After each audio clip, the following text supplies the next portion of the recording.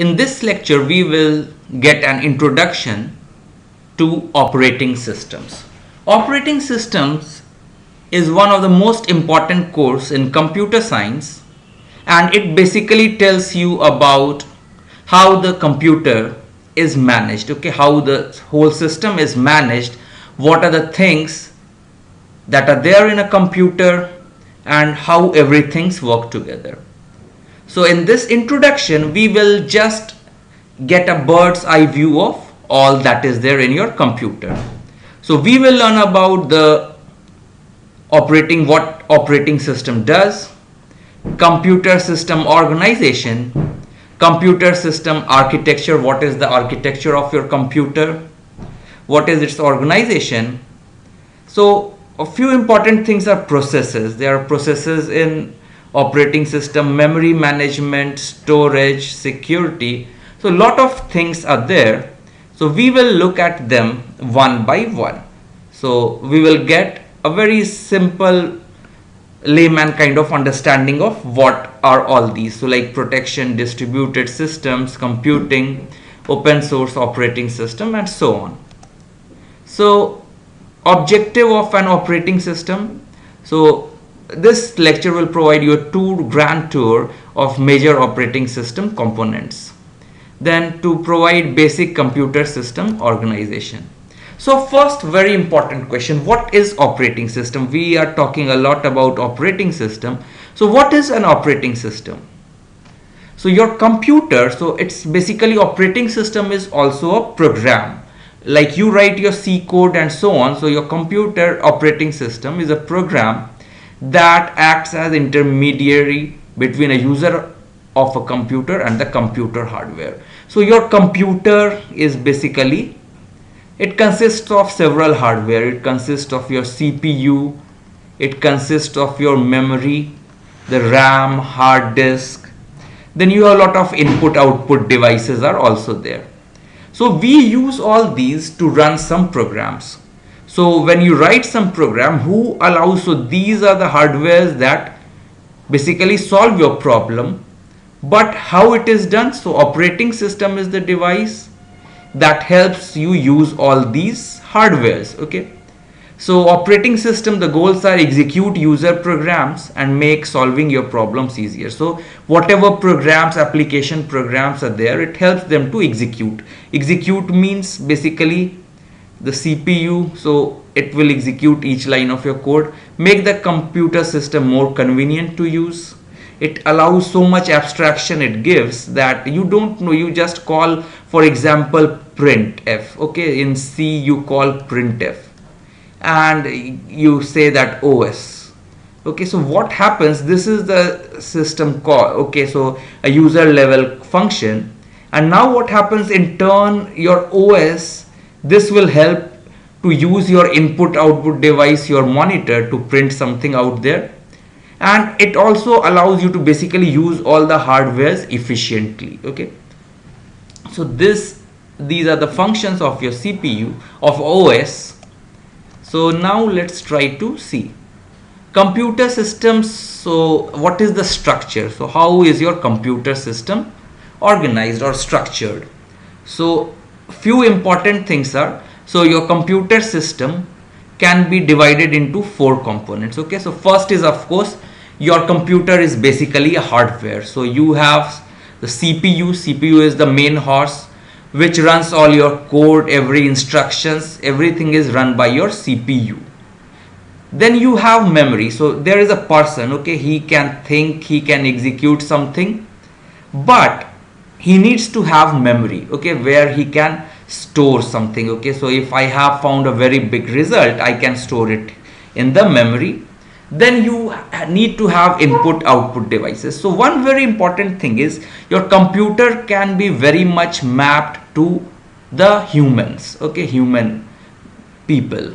So how? So your CPU is basically the person, the brain, okay, which is working and it is executing something.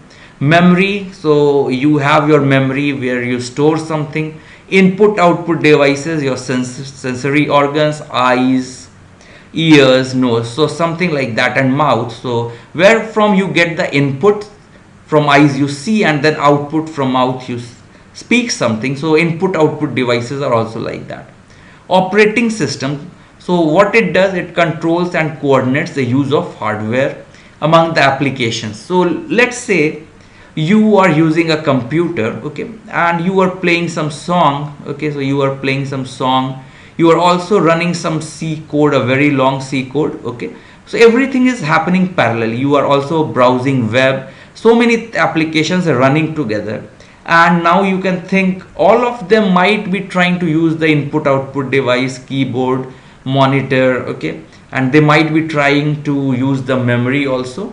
So how is it happening? Who is basically helping to manage all these, like the applications to use those resources? So it's the operating system which helps to allow which one to use the resources.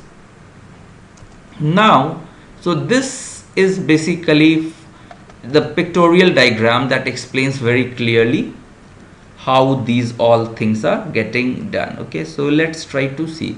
So you have lot of users here. Okay, so users are there. Then you have at the lowest level, you have the computer hardware. Okay, you have the computer hardware, CPU, input output device, memory.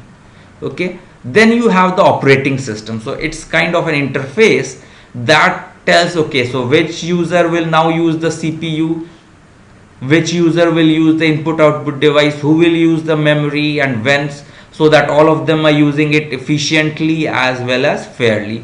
So this is the work of operating system.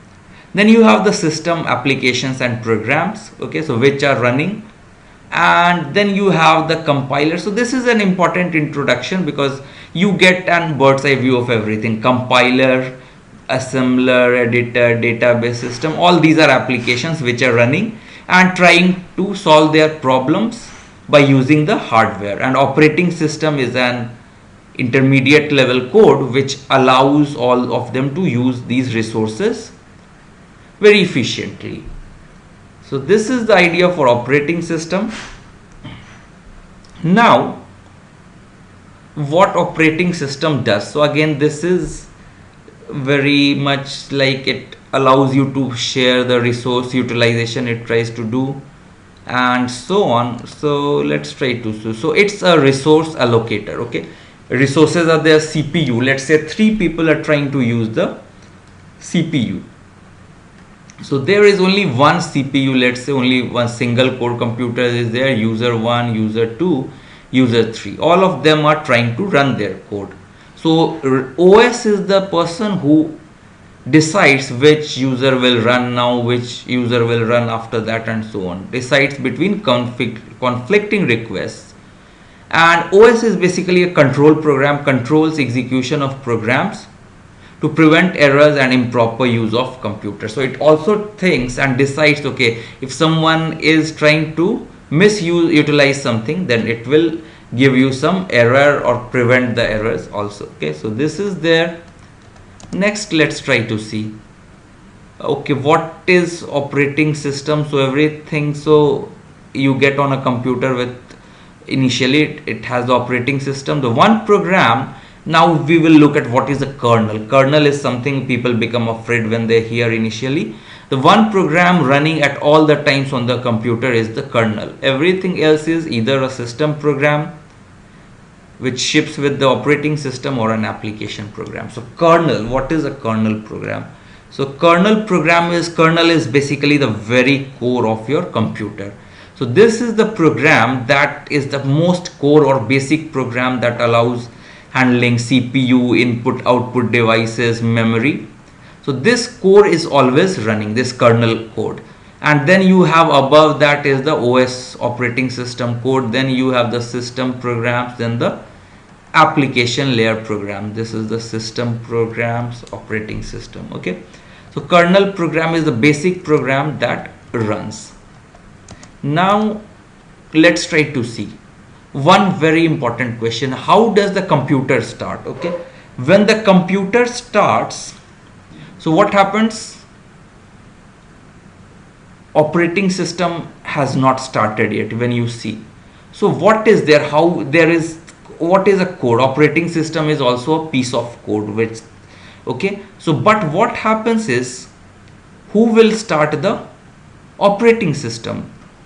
So there typically we have a small piece of code typically stored in a random, so ROM or EEPROM, okay, and it is, so this is the one which loads the operating system code. So there a small piece of code is written in the read-only memory, and from there it knows that, okay, where is the code for operating system starting, and then CPU will start executing this code and bring up the operating system. For examples, in when you start the Windows 2000, Windows Vista, Windows 8 and so on, so what happens is they all will start and it will take some time. So basically from the ROM they see which part, what is the starting part of the code, then they will load the operating system into your memory and start executing, and loads operating system kernel and start executing the operating system.